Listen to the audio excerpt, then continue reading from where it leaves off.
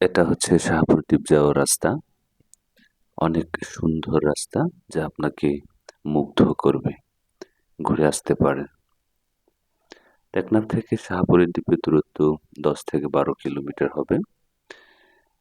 এই ১০ থেকে ১২ কিলো রাস্তা অত্যন্ত সুন্দর।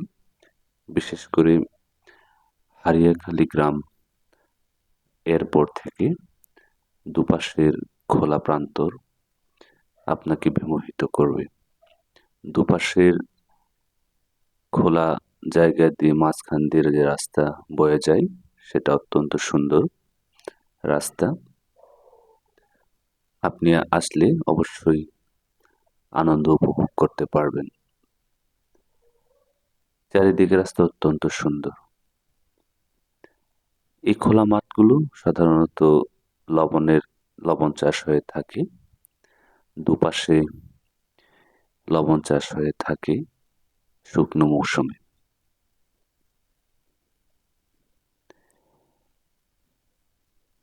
টেকনাফ থেকে শাহপুরের দ্বীপ সিএনজি এবং অটোরিকশা যোগে যাওয়া যায়। যে কোনোভাবেই আপনি পৌঁছে যেতে পারেন। শাহপুরের দ্বীপ বাংলাদেশের শেষ সীমান্তে অবস্থিত। এখানে ঘাটে আসলে আপনাকে এন্ট্রি ফি দিতে হবে জনপ্রতি ১০ টাকা। আপনারা দেখতে পাচ্ছেন খুব সুন্দর যেটির উপর দিয়ে আপনি খুব সুন্দরভাবে আপনি উপভোগ করতে পারবেন। আপনি রিক্সা সিএনজি নিয়ে শেষ প্রান্ত পর্যন্ত আপনি পৌঁছাতে পারবেন। তবে এক্সট্রা ফি সেজন্য আপনাকে দিতে হবে। খুবই সুন্দর একটা জায়গা। এটি বাংলাদেশের একেবারেই শেষ প্রান্তে।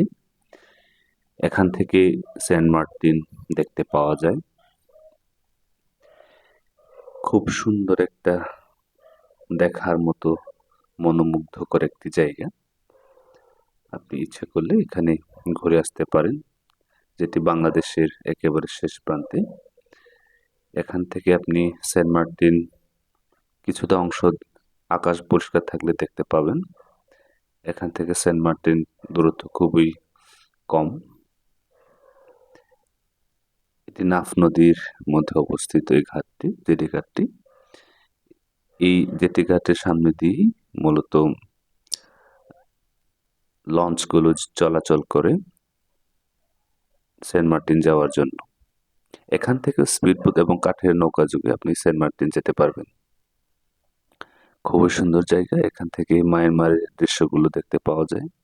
এখান থেকে মায়ানমার খুবই কাছাকাছি অবস্থানে।